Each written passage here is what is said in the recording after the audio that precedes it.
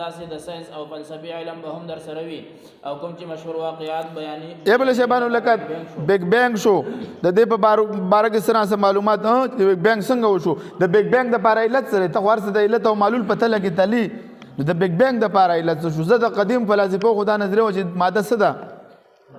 ماده غوي قدیم ګڼل به په کې رسول چې ماده قدیم زمانی ده یعنی دا په خپل وجود کې ولې دا ماده د یو شکل نه بل شکل ته وړي په ماده باندې حادث واله راځي دا په دې کې علت موجود احتیاج د چاغه الله دی دغه چاند کې دا خدا غوي نظریه و چې ماده قدیمه خو قدیم زمانی ده دغه چاند کې اوس خدا جدید چې کوم فلسفه دي کوم ملحدین دي نو دوی د بیگ بینګ په نظریه پس روان دي نو د بیگ بینګ د لپاره علت څه دی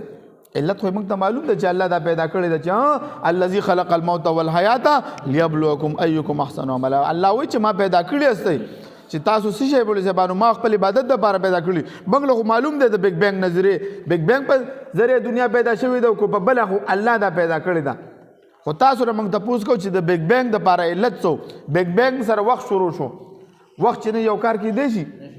ابتدا د وخت د کم وخت نشوي ده د زمان او د مکان وخت ابتدا د کم وخت نشوي ده بیگ بینګ نشوي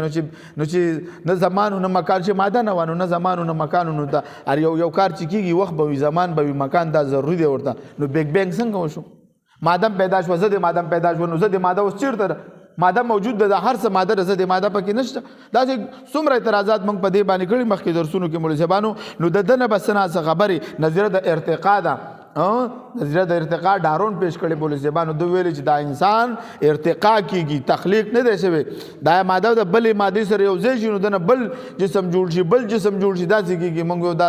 غلطه خبره ده الله رب العزت وایي چې دا انسان ما څه پیدا کړی دی لقد خلقنا الانسان فی احسن تقویم کې ما پیدا غلطه خبره ده چې انسان د شادو نه پیدا شي انسان د مهینه پیدا شي انسان د ټماټر نه پیدا شي دوی وایي د شادوګانو د بنزي او د انسان څه شي دی مماثلت دی موږ ورته ساينسدانانو په دې باندې تحقیقونه کړي دي چې د انسان د ټماټر سره ډېر مماثلت دی نو به وایي چې انسان د ټماټر د ترزوی دی د شادو ترزوی دی مولوی صاحبانو دا خبره بس نه څه بدرته سوي دا بدرته معلومه وي